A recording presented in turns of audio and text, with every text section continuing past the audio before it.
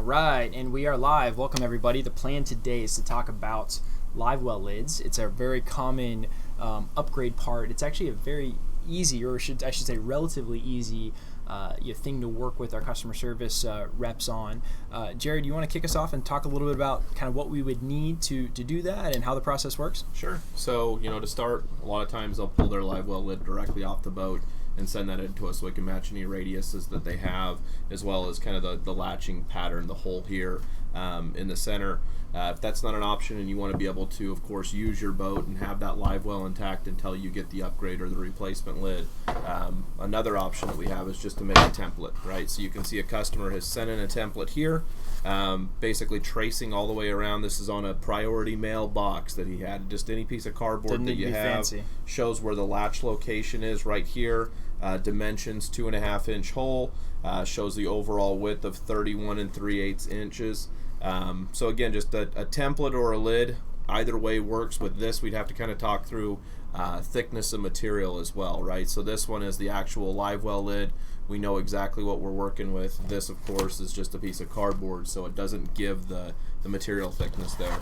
So you can see from a template standpoint, we're not picky. It doesn't need to be super pretty. That said, one thing I always tell customers is we're only going to be able to make it as accurate as your template is, right? I mean, I almost guarantee you that if I measured this across, there's an 1/8 inch or a 1/16 inch variance at different points in time, just based off how this template was made. You can also see that it's taped up in the back. There's some seams, so you really want to take the time if you're going to go the template route and really make it accurate.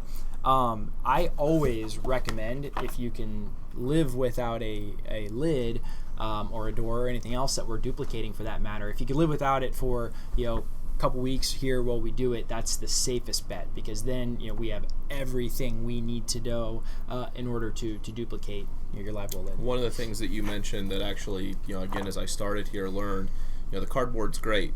What doesn't work great is if you have cardboard and you've then rolled it or folded it, right? So as it gets folded and it gets mailed to us, in this case it's been taped on those joints, but if you fold cardboard in half, it's not going to lay as flat or straight as it would, so that's where it's going to throw off some of those dimensions.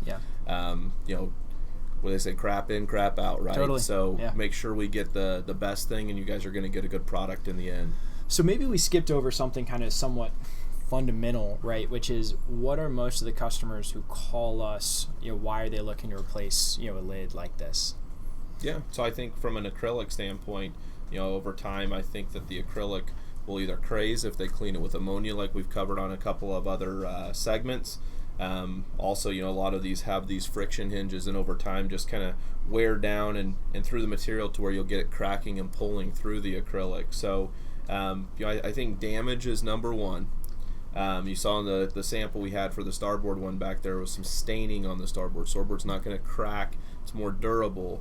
But again, I would say either damage or just aesthetics, right? I mean, that's everyone's kind of going to acrylic nowadays with the ability to see your bait, not have to open the lid, see where you're at as far as quality of the bait, how many you have left.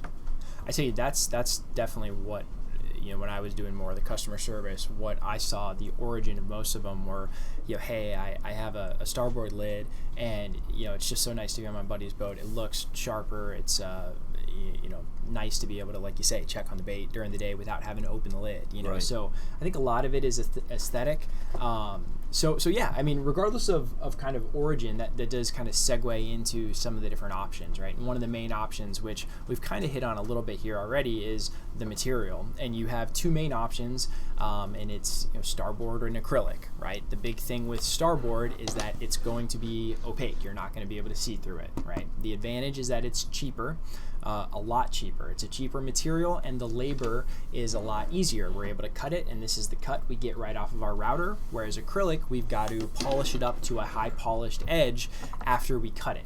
So acrylic is probably more popular. Most people that reach out to us are looking to upgrade from either a fiberglass or a starboard to an acrylic, but keep in mind that we can certainly do a starboard lid, and it definitely would save you some money. The next thing is, if you decide that you wanted to do acrylic, we have a variety of different types of acrylic. And let's switch over and let's look at some pictures here. I think I have some. All right, so this is actually our T-Guile website, our parent company, and these are different Livewell lids that we build for the different boat builders. You've got some, of course, you can see that are starboard, right? Here's a starboard, or you know what, that's just acrylic. It's just super bright, so you can't really see. I know there are some starboard lids. It looks like here's one right here. Yep. But then when you get into acrylic, this is your typical clear, acrylic, right? It's got no tint to it. It's got no edge treatment. It's just your standard clear acrylic. And all the examples that we have on the desk in front of us are that same way, and we'll look at those in a little more detail. But there are some fancier acrylics. One of them is what's called a green edge acrylic. So you can see kind of this green in here along the edge, and the purpose of that is to mirror glass, right? Very glass, similar to glass. Totally, Yep. and that's exactly what it's meant to mirror. And I actually really like this. This is kind of probably my favorite. And then we have some builders, I believe this is a Scout boat, that use a tinted acrylic. So we have a lot of different options on as far as the tint. Definitely something to think about as you're talking to one of our customer service agents. So a question I have that I actually don't know the answer to, you go through the different acrylics. You've got the clear, the green edge, and the tinted. Mm-hmm. If a customer came in and said, look, I want to switch mine from starboard to one of those three options, is there more tint equals more expensive, green edge is more expensive than clear? How does that work for the customer? It's a great question. I actually just went through our acrylic pricing and had to increase the pricing on some of the acrylics. You know what we'll do? We will live research that for you right now and tell you, because I know that the white acrylics, actually the opaque acrylics, are a little more expensive than the clear acrylics, but I don't know if there's a pricing difference between, say, the green edge and the clear. So let's just do real quick a 12 by 12, and let's do ½ inch. Right, so that's $60 as a baseline for the green edge. Okay. And let's look at the clear. Let's do ½ inch, 12 by 12. So actually there is, obviously you can see right here, is quite a bit of a price difference, about double the material price. Now, important thing to keep in mind, double the material cost does not equate to double the Livewell lid cost, right? A lot of the cost that goes into duplicating this, right? There's engineering, there's customer service, there's production, there's routing.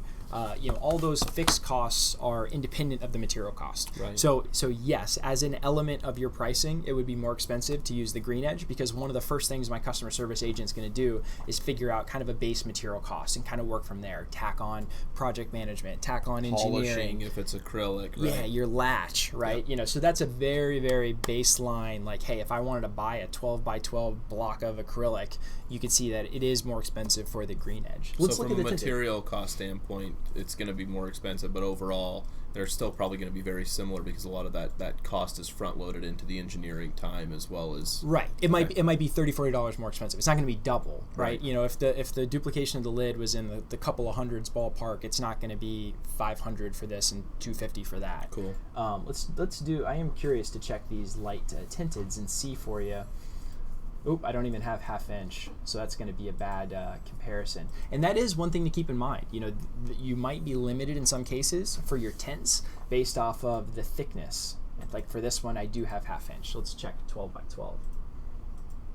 So that's more in line with the green edge. Yep. Yeah. So great question. Yeah, I'm glad you brought that up, and I didn't even know the answer, but now we know. Cool. All right, man. So let's talk about like latch options. So if you want to switch back here, we'll kind of show them a couple different latches. So the one that Jared's holding, you want to show them what that is? Yes, this is just a basic slam latch. We covered it last week in our segment. You can see that the Livewell lid hinges from the back. You slam it down, and there will be a little catch that's here for this spring-loaded pull to catch on. So you just pull this little D pull here, and that releases it when you lift it up. Very basic slam latch on this Livewell lid. The other option we have over here is a cam latch, which is a compression latch. So you can see when you release that pull, it basically turns, right? So you've got the pull on this is turning from left to right, and usually this is catching on like a base of the Livewell lid, whether it's the fiberglass or something on the underside, and then again that compression helps you cinch it really tight down against the seal to the boat. So, that's really the two options that we've implemented. Tell them what Matt was saying about the pressurized live wells. Yeah, so a lot of the builders are pressurizing the live well lids nowadays, and what that does is helps them kind of put all of the water all the way up to where it actually has an overflow valve, so that they're going with this compression latch to make sure that it stays secure, or any, you don't have anything where it's going to be able to pull up. It's just a little bit tighter up against the finish with this compression latch. Yeah, and I think from comparing slam latches and cam latches or compression latches, I kind of use the term interchangeably. The slam latch is, I think, by far the most convenient to use, right? You slam it down, you don't have to lift and twist, you have no risk of slamming it down in the closed position and hitting your catch or hitting your fiberglass.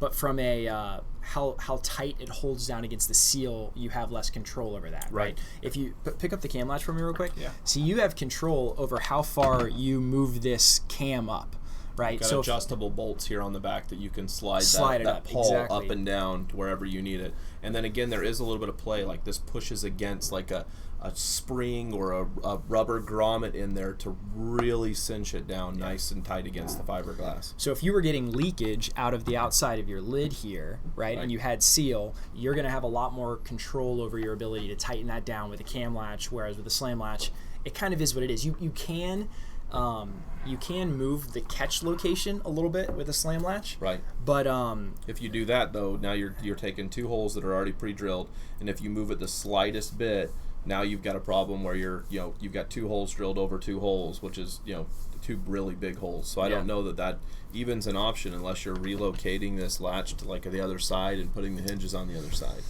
The catches a lot of times are slotted a little bit. Right. But the problem is, like, it's kind of either it's catching or it's not catching. Right. And once it's not, once it is catching, like, it's not pulling it down any further than that, right? Okay. So it's not compressing that, like, and you don't want to get to where you have to like push it down to catch. So, there's not a right or wrong answer, except for if you're like, hey, I don't want any water ever sloshing out of this live well, you probably want to do a compression latch. Sure.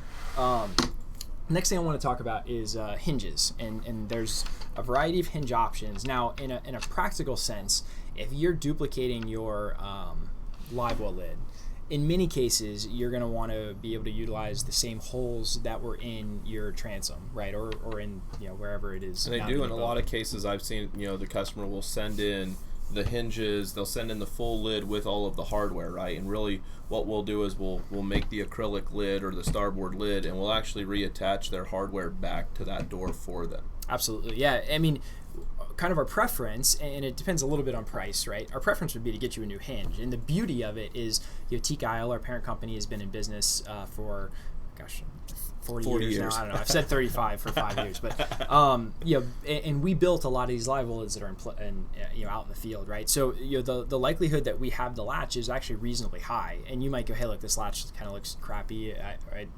Give me a new one, and as long as we can match the hole pattern, we'll do that. But if not, we'll put the old one on, exactly like you say. And for that matter, the same can be said for the latch in some cases, right? If it was some unique funky latch that maybe we didn't build that lid, we might need that latch because there's no other really way. You don't want to have to try to figure out how to retrofit this new and I think that's important, right? We're going to try to go back into the existing style where the live well lid met the boat, right? Yeah. So trying to re-engineer something, in some cases we have to, but you'd ideally like to go back to the same latch style and the same hinge style that you had before, because that's already been tooled into the fiberglass of the boat. And that's the beauty. Sometimes with these conversations, I like to go, we like to go deep, right, so that you kind of get all the edge cases and understand it. But really, the takeaway is this is a very easy project. I mean, pretend that this is lid you wanted to send to us. You're talking about taking 4 screws out of your boat, sending that to us, and maybe a week and a half later we send you back one in acrylic. It drops right into place, and you're putting 4 screws back in, right? The latch is all a 1-for-1. So if all of these kind of edge case situations don't matter so much to you, you just want a new one because maybe you're trying to fix up the boat, maybe you're trying to sell the boat, maybe you want clear acrylic. It's actually a very easy project that we're doing. We have 3, 4, 5 at any given time that are in the works. I just walked over to my engineering department and picked these up because these happen to be ones that we're working on right now. So that's a really good point. I mean, you're looking at something that's fairly inexpensive, right? That makes a big difference on the boat. You can see this is one that a customer sent in. It's got a lot of stainage over here. Even if they were going back to a starboard, if you're cutting on top of your live well lid, some guys do that if they're working on the boat. It's something that's a pretty quick change that makes a dramatic difference, especially if you are going from the starboard over to the acrylic. So, and then back on hinges, one thing we do a fair amount for upgraded lids is upgrade to friction hinges. Now, and most boat builders have started to do this when they can. So friction hinges, for those that aren't aware, are hinges that provide friction in the open position. So you're able to lift it up and it holds it at the different angles, and it can hold it, of course, at 90. So you're able to lift it and it stays in place without any kind of gas shock. And gas shocks are a little bit iffy, sketchy to do inside of a live well anyway. So in this case, of these 3 lids, I've got 2 that have standard hinges. You can see these just move regularly. And then the one that Jared has here has nice friction hinges, so it'll hold. You're not able to move them by hand until they're actually installed into the boat. You wouldn't be able to. This one's very difficult. I finally got that one to move here. Same with that. But again, the nice thing is that it's one-hand operation. So if you're opening up and you're going in to grab a bait or grab a net, you get your rod in one hand. Instead of trying to hold the live well lid up, balance the rod on your knee and get in there with a net, this just holds it nice and open for you. So it's definitely worth it. One of the things that Matt, our sales manager, pointed out when you're replacing it, it's preferred for you to go through and actually through bolt those. Put a lot of torque on a screw in fiberglass. So if you don't. Very valid point that you don't really have access, right? A live well is usually sealed on the inside so water doesn't get in and out, right? It's something that I'd be curious to hear some thoughts from customers who have actually gone through and replaced a live well lid with us. What was something that you did? How did you gain access to the back of that live well area? Again, my thoughts of where that's located usually in the boat. If you've got a tub in there that's sealed so water can't get out, friction hinges, that would be something to consider if you went to that option. Yeah, I mean, every boat's so different that it's really tough to give advice on that. You almost have to poke around and really see, maybe there's a battery compartment down in the transom that you can get up and around, but without kind of tackling that on a case-by-case basis, it's tough. And I'm sure there are boats that you just cannot access it. Right. So moving on from hinges, the last thing that I want to talk about is some of the more unique upgrades, some of which you've already seen here. For example, bulb seal. We're big on seal. It's one of the upgrade options for all of our doors that I really try to push for everybody. And the seal, again, one of the things it does is it does help with water, escaping. But I also think, again, just like your doors, it does a lot for how it closes, right? Does it slam down? Does your live well lid rattle as you're running, right? Now, even if you have a little bit of movement and you have that seal kind of eats that up, and you don't have the rattle in the seal. It just closes really nice, and doesn't move at all. Keeps it in, right? I mean, it's my live well lid. I don't have a seal that runs around it, and I know that if we're running and there's rougher seas and the live well lid's a little bit over the overflow drain tube, there's water that's running down from it's right in front of my console. It's running back to the back of my boat. Definitely, if I did it again, I'd have some latching option with seal, so I don't have to worry about that. It's right in front of all my batteries and all my electronics underneath my console, so it's not ideal with salt water running down through there. Yeah, I see a couple questions here. I've got. Is it possible to walk on the acrylic lids? Would it support a person stepping on it as they walked across? The answer is how big's the guy? the answer is we are never going to tell you that it will support somebody, and we wouldn't recommend stepping on it. I would avoid stepping on it whenever you can. Now, whether or not this small little lid that's supported all the way across is going to immediately fall and everyone's going to get hurt, that's probably unlikely. But if you made it the main place that you got on and off the boat regularly, eventually that's going to fail. Acrylic can break, unlike starboard, which really doesn't break. I'd feel comfortable stepping on a starboard lid. I would not feel comfortable stepping on an acrylic lid. And the distance that it's spanning, right? I mean, certainly affects how likely it is. Starboard's going to flex if it doesn't have a stiffener. Same thing, acrylic, if you've got a live well lid that's 24 inches by 48 inches, it could have some sag to it for Absolutely. Sure. So one of the things that we talked about earlier is, going back to seal. This has seal on it. Is it something where the guy says, hey, I've got this really good live well lid you guys made for me, or everything's perfect with it, I just want to add seal? what's the likelihood of us doing that for a customer? Is it a lot of work? Would there be a lot of engineering time? What are your thoughts there? So retrofitting we almost never retrofit anything. It almost never makes sense. Every now and then we have people who are saying, hey, I don't want a whole new tackle box. Can you just build me some drawers that fit inside my old one? And generally trying to do that is not even really a cost savings. So to maybe answer that question, I would say no, I wouldn't take an existing lid and have any way to recommend for them to add seal to that lid. But right. We could certainly, if someone was replacing a lid and they wanted to add seal when they didn't, that's possible. And we can do that at the point at which we're building the original part. Now, there's things that have to be thought about, and it depends a little bit on how the lid sits, into like the gutter or whatever. Exactly. So Sea Hunt, right? This is a Sea Hunt lid. I almost guarantee you Sea Hunt has a gutter that this sits down in, and they probably have an adhesive seal that sits in their gutter that, so the seal is on the boat. The seal is not on the lid, right? Understood. So that's totally fine and practical. And, in that case, sometimes it's easier to find an adhesive seal, even if you're replacing it every, few years, and you put it inside the gutter where the lid hits against. Right. In other cases, you can see we're milling it and putting it into the material, which is nice because there's actually a T-slot in this is actually pressed in. This is all cut on the CNC router, and the seal is pressed into place, which is super nice because it will never pull out. It's not, an adhesive. If we wanted to try to take your lid, which did not have a seal, and build you a new one that has a seal, we need to look at how it sits on the boat, and if there's room, and we would need kind of the measurement of that lip to make sure that it makes contact. The last thing we want to do is put a seal in something, excuse me, and then realize that the seal is sitting inside the cutout, right? So we got to make sure the seal makes contact with the fiberglass, which makes it a little more complicated, but very much so in the realm of things we're doing regularly. So mention there's that if you different want that types of seal, right? Like thinner seal, thicker seal, depending on how far that gutter rests in there to really clamp it down, right? Right, absolutely. So then one of the last kind of customization options is engraving, and we get this fairly regularly. And this is a part that we build for Sea Hunt that we actually mill on the CNC router the logo in. So if you actually put your hand here, you can see that we're coming in on the CNC router and engraving this Sea Hunt logo. The other way to do it, that's probably potentially even a little bit better, would be to laser engrave it. And we've done many Livewell lids that we have had laser engraved. You want to kind of give the gist on laser engraving and kind of our take on it a little bit? I know you just did a project that you had to send off to be laser engraved. Yeah, so there's a lot of cost behind it, right?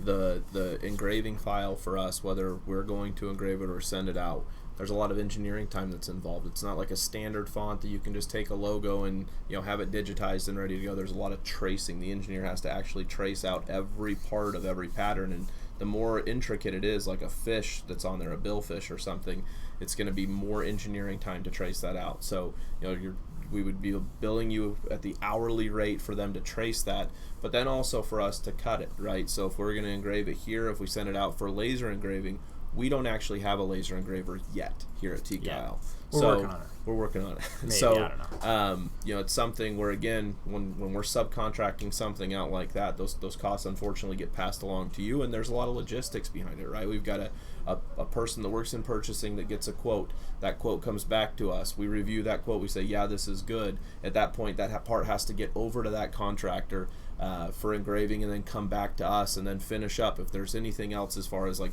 the hardware needing to be installed. So there's just a lot of time delay and a lot of logistics that add the extra cost. I know you mentioned earlier that it might be better to order this part and we give it to you, and you may have a local laser engraver that you bring it to. Totally. A laser engrave, a local laser engraver, it's probably very likely that you could find one that's not very difficult. And I've recommended that to customers from time to time. I would say this. I would say if your goal is to find the cheapest way to do this, I would say buying the lid from us and then having it engraved with whatever logo you want at your local laser engraver is probably the best route. Conversely, if pricing isn't as important, rather it's just important that you have one point of contact and one throat to choke if it goes wrong, then we can certainly do that, and we have done that. So mention that. Just know that it's not it's not the most budget friendly option as far as adding laser engraving. Right. So we've got a couple of other questions. We've got one from Jeff here. It says, is it easy to clean or polish when they get grimy? Acrylic is reasonably easy to keep clean. There are, it does kind of pick up fingerprints, as you can see. I would say it is, would you say it's easier or harder to clean than starboard? I think it's not as porous in a sense that right. you could get stains on it as easy. The nice thing about acrylic is that if you get scratched or a stain that you just can't get off, you can take down a little bit of that material, right? So in this and we case, do have an acrylic polish that we sell. Exactly. There's no texture to it, so it's again you can take the acrylic polish and you can sand it down if it gets scuffed or if there's a stain in there. You're able to sand it down and then buff it back to that shine finish that we do when it comes off the router. With starboard, same way. If you were to take a piece of sandpaper, what you're doing is the texture similar to like an orange peel on a wall, to where that texture, if you've ever had a hole knocked in the wall and you go back and you patch that, it never looks the same. If you see it right under the right light, you can see where that flat sanded area has been, and that's similar to what you'd have with starboard. So starboard, again, more durable. Not to go into, we could do a whole episode on the properties of the material, but starboard's going to be more durable. You're going to have probably more issues with stainage. Again, with acrylic, it's not as durable, but you're able to sand and repair that acrylic to get it back to its natural finish. No, I 100% agree with that. And then we have Raphael. It looks like, is Livewells the only application for that, or would it work for a berth hatch? So yeah, I would say any hatch, we could digitize and do an exact replacement like that, and we do that pretty regularly. A lot of times, we would do a design like this if it's sitting inside of an existing recess. If this is already a hatch that's been kind of fully trimmed out, generally you need some kind of a frame to support it. But we regularly do hatches that are not, Livewell lids, that are just a lid like that might be down to an access area or. I think really that's a great idea for another segment. We see people with the hatches that close down on top of a bifold or a trifold door all the time. Just over time they've taken some wear and tear and crack in half. So I think that would be a really, yes, we can do that. And we'll probably do that as another segment. Sure. Great question. So we got more coming in. Let's see. I think we've got some of my customer service team that are poking me to remember to mention stuff. So we do have any, do we ever have clear Livewell lids installed with piano hinges? So I do not 100% know the answer to that. I would say that we oftentimes do not use piano hinges with acrylic because you have to screw into the end grain of the material, and as a result it's pretty unattractive, right? So imagine if we, instead of mounting at the surface level, we put a hinge that sat right here that we screwed this direction, right?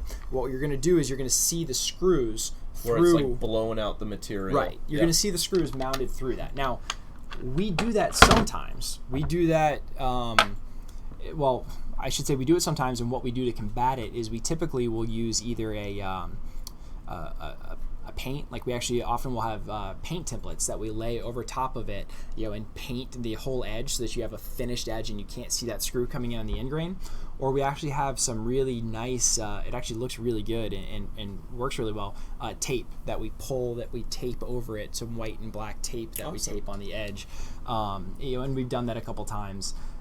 It does make it a little bit more involved, specifically for a one-off. The idea of having a paint template and then having to paint it after the fact, if we're doing it for a boat builder and we're going to build 30 of these a month, that fixture cost is kind of amortized, over a lot of parts. But to do that for a one-off, it becomes a little bit pricier.